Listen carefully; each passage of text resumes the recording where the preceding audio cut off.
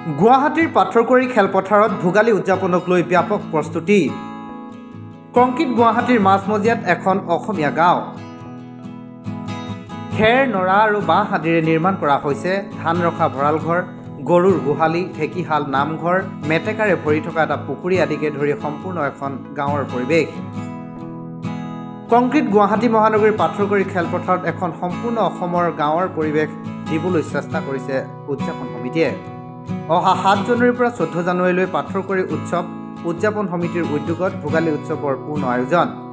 বিগত বৰ্ষ ধৰি এইবেলিও ভোগালী বিহু উদযাপনৰ লগত সংগতি ৰাখি 5 দিনীয়াকৈ ভোগালী মেলা, জনগোষ্ঠীয় খাদ্য মেলা, খেল ধেমালি, বাৰেৰহণীয়া সাংস্কৃতিক অনুষ্ঠান, গীত মাতৰ অনুষ্ঠান, মেজি প্ৰজ্বলন আদিকে ধৰি ব্যাপক প্ৰস্তুতিৰ আয়োজন কৰিছে। গুৱাহাটীৰ দাঁতিকাষৰীয়া চন্দ্ৰপুৰ আৰু মায়ঙৰ পৰা অনা বাঁহ, খেৰ, নৰাৰে নিৰ্মাণ কৰা হৈছে এখন সম্পূৰ্ণ অসমীয়া চহা গাঁও। উল্লেখ্য যে এইবেলি প্ৰায় 5 লাখ টকাৰ ব্যয় সাপেক্ষে এই বিহুখন প্ৰস্তুতি চলাইছে।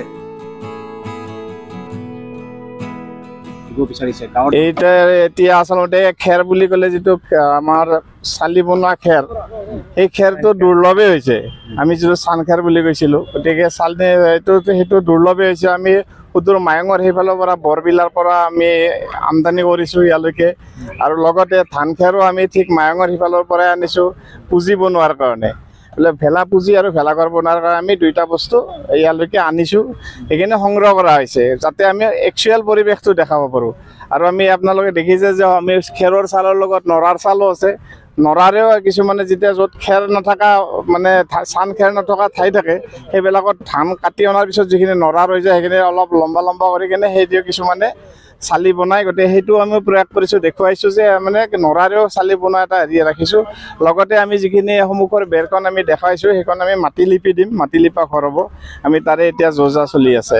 অধিক মূল্যত দিব লগা হৈছে। বাজেট কিমান? বাজেট আমাৰ মোটামুটি বিহুৰ আমাৰ বাজেট 5 লাখ টকা ধাৰ্য কৰা হৈছে। তাৰ লগতে আমি এইখিনি বনোৱাৰ লগতে অন্যান্য আমি সাংস্কৃতিক অনুষ্ঠানো পৰিৱেশন কৰা হ'ব। লগতে আমি ধৰক বৃদ্ধখিনিক, আমাৰ এই অঞ্চলৰ বৃদ্ধ আশ্ৰমত থকাখিনিক বা আমাৰ যিখিনি বৃদ্ধ মানুহ আছে তেওঁলোকক আমি মাতি আনি আপ্যায়ন কৰা হ'ব, গামোচা পিন্ধোৱা হ'ব, মানে সম্বৰ্ধনা জনোৱা হ'ব।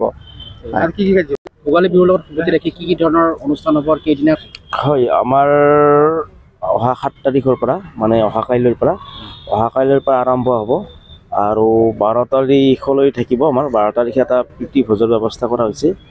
যিখিনি আমাৰ মানে এই ওচৰৰ পাজৰৰ যিখিনি ধৰি লওক আমাৰ ইয়াতে যিটো বস্তু দেখা নাযায়, আমি আচলতে গুৱাহাটীৰ মানুহখিনি কি ভোগালী বিহু বুলি ক'লে গাঁৱলৈ ঢাপলি মেলি যাওঁ।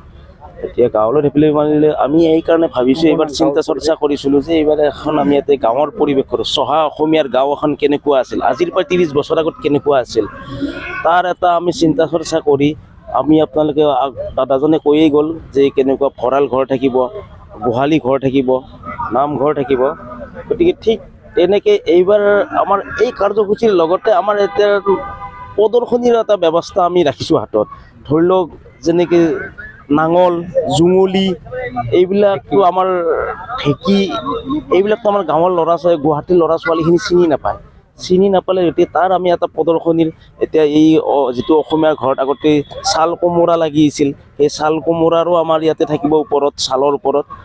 আৰু ঢেঁকী, জঙলি এনেকুৱাকৈ যে ল'ৰা ছোৱালী চিনি পাওক, বৰ্তমান ভৱিষ্যতৰ ল'ৰা ছোৱালী ঢেঁকীটোনো কি বস্তু, জঙলিখননো কি বস্তু, নাঙলখননো কি বস্তু, তাৰ লগত সংগতি ৰাখি আমাৰ অহা কাইলৈৰ পৰা বিভিন্ন সাংস্কৃতিক অনুষ্ঠানৰ কাৰ্যসূচী আছে।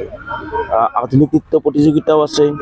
তাৰপিছত আপোনালোকে দেখিছে এইফালে ৰুমবিলাক বনাই আছে, ইয়াতে আমাৰ হাঁহ কুকুৰাৰ খেলা হয়, যিটো আমাৰ ভাগ্য খেলা বুলি কয়, হাঁহ কুকুৰাৰ খেলাও হ'ব। গতিকে সকলো আমাৰ গুৱাহাটীবাসীৰ ৰাইজকে আমি জনাইছোঁ, আহক আপোনালোকে আমাৰ অনুষ্ঠানটো উপভোগ কৰক আৰু লগতে হাঁহ কুকুৰাৰ খেলাৰে ল'ৰা ছোৱালীক লৈ অলপ এটা নতুন আমেজ এটা লওক। নাৰেংগীৰ পৰা ৰাজু ৰিপৰ্ট, ফাৰ্ষ্ট নিউজ।